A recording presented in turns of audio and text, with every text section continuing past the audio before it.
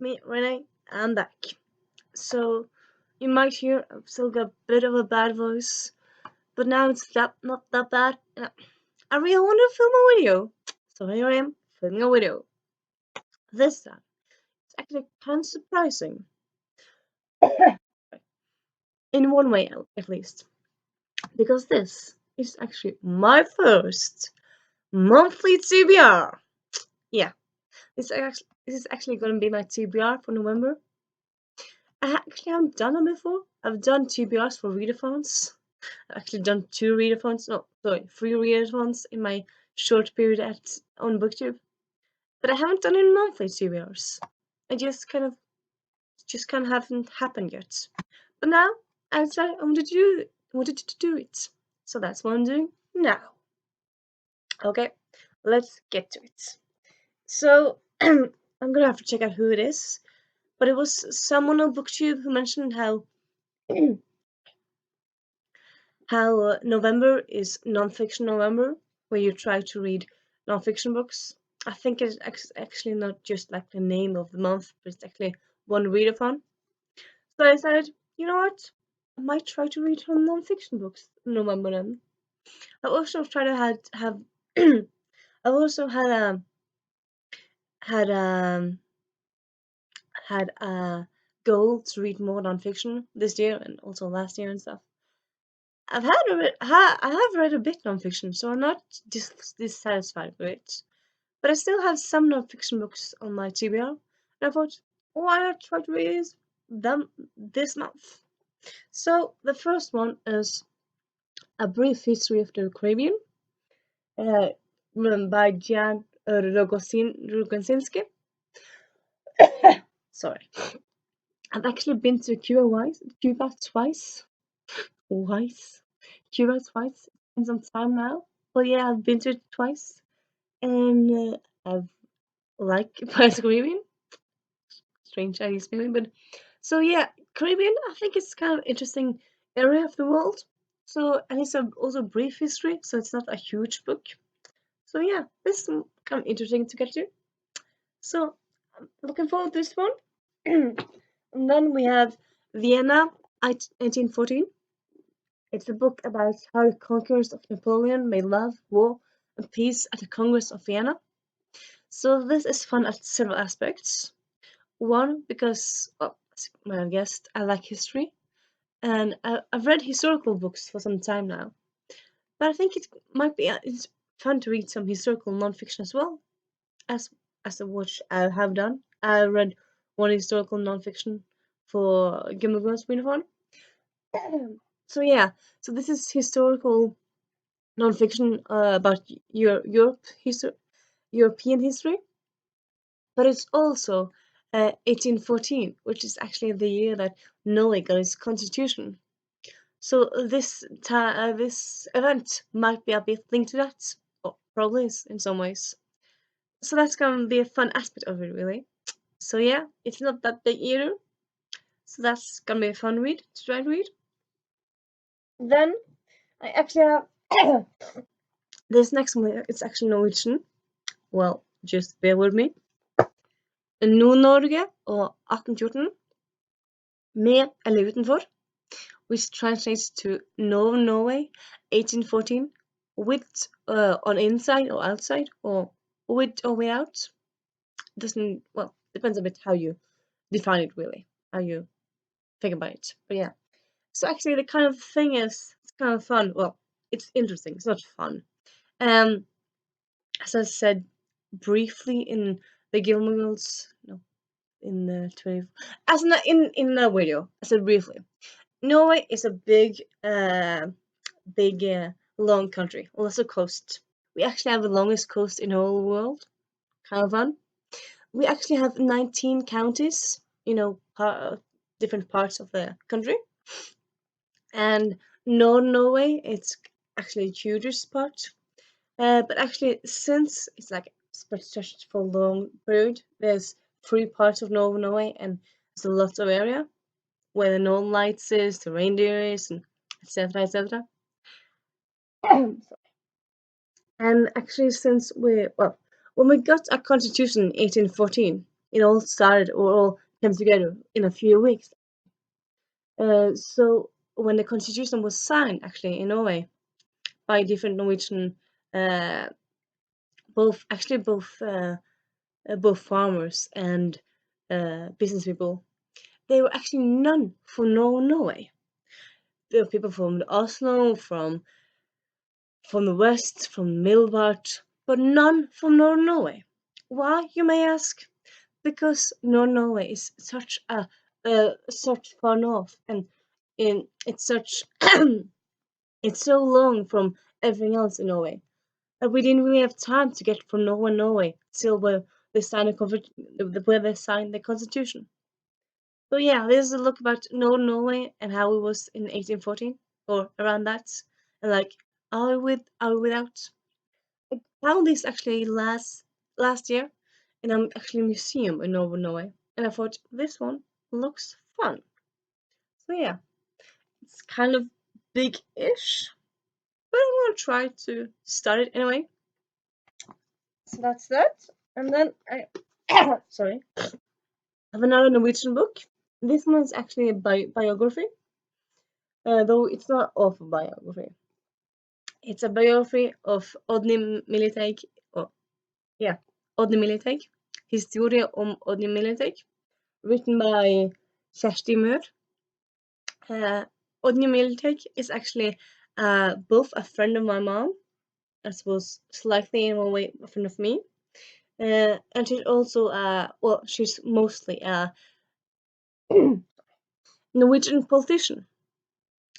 She's been in the city council for Bergen, Norway's second biggest city, for around 20 years actually. So a long time.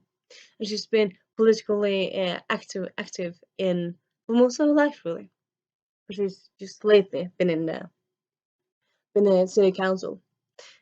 She's also a feminist, and she's fought for the people in the children's services, when they have to when they're taken away from their parents because of drugs and stuff.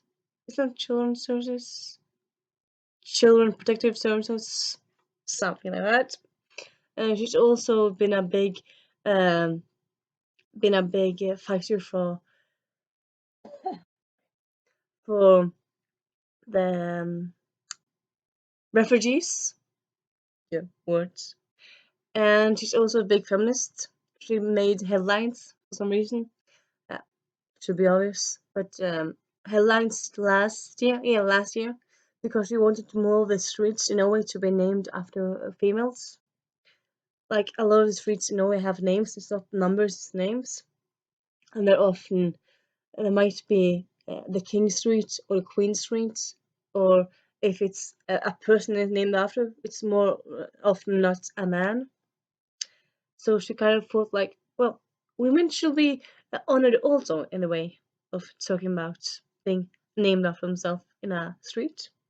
So she talked about that one, that issue, and she also talked about how lots of statues in Norway aren't females; they're men, or if they're females, they're just queens. Well, just queens, but like there's lots of females in Norwegian history and Norwegian contemporary society who should have a sorry, have a statue. I don't have it. So yeah, she has a really good head on her shoulders, this woman. So I kind of want to read this one. It's not that big. So yeah, I think I'm probably gonna get to it. It's also one book I don't have here. I suppose I might get to it in December, not November. But I might get to it in November. Sorry. And it's also a biography slash look at the Norwegian system, where it's based around the concept of when you're sick, when you can't have cancer, you can't work anymore, that you have to have sick leave and you have to have sick money from the states. But like people around always think like, oh, you're so lazy. Well, no, you're sick. You're not able of working. So it's taking a look at people who can't work because of health issues. So that's also an interesting issue, I think. So yeah, I'm also gonna read that one. And now to a few non non a few fiction books. I was about to say non-fiction books. That's what I was finished with now. But now a few fiction books. Sorry, I still got a bit of a bad voice, so that's the coughing. But I'm not gonna give up this video. So, American Royals by Catherine McGee. It's a contemporary book. It's actually the idea is actually that the U.S. has royals, which they don't have in real life, but in this universe they have. This is kind of interesting because I like the concept. I DNF'd Catherine McGee's other book, so it's quite interesting if I like this one. But it is a library book, so if I don't like it, no money lost, so no biggie really. I've heard both good and bad about this one, so it's interesting to see how I like it. Then I have this one, True, The Truth About Lies by Tracy Duncan. It's about a girl who can remember everything, but there's something she has to remember that she can't, and she have to figure out what's true and what's false. And I'm starting to feel a bit about my voice. I'm not gonna read this now. Actually, I filmed this video before, but then I had to refilm it. So yeah, but this is not a contemporary mystery flourish by British author. Seems fun. Then I have sorry, Udyr. It's a Norwegian YA based actually on Norse mythology. Yay, fun! Um, Udyr actually translates to beast. So this actually concerns the animals in Norse mythology. It's actually a standalone, but I think it might be left open to have companion books and stuff. That's at least how I interpreted the one review I read. But yeah, it looks very fun. Can't wait to get this one. And then we have Miss Marine by Ellen Var. It's an adult historical fiction book, Norwegian as well, even though it's called Miss Marine. Kind of illogical. It's based on real life events where this woman she goes to the States in the early 1900s to work as a maid for the Vanderbilts. So that's kind of fun. It's the first in the series, and she also turns out to become a part of the suffragettes. So that's interesting. So can't wait for this one. And then we have Emery Lord, The Start of Me and You. It's actually a body read. I'm gonna read in a few days. I've read this before, a few years ago, but it's been a while, and it's actually coming a sequel to it in January. So yay! So yeah, can't wait to get back to this one. It's gonna be fun. And then we have Miseducation and Cavern Posts by Emily D. Danforth. It was a movie that came out last year. I wanted to read it last year, didn't get around to it. But now I'm getting around to it. I'm gonna read it now. Well, at least before the end of the year. I got it from the library, so I kind of can't renew it forever. So I kind of always feel pressure from library books to read them. But like if it's books I own, I don't read them that fast, naturally enough. But I kind of want to read this before the end of the year. So yeah. So that is actually my stack of books I plan to read in November. And oh, I was about to say, and also as always, I haven't actually done a monthly to be out before. But yeah, anyway, and I actually might pick up some comic books as well. Might pick up some other books that I don't have here. Might not read all of these books, but these are books I kind of want to get them this month. And if I don't get them, I kind of think I'll get to them next month. But you never know. Anyway, that's my idea for November. Hope you like this video. What do you plan to read in November? Renee out.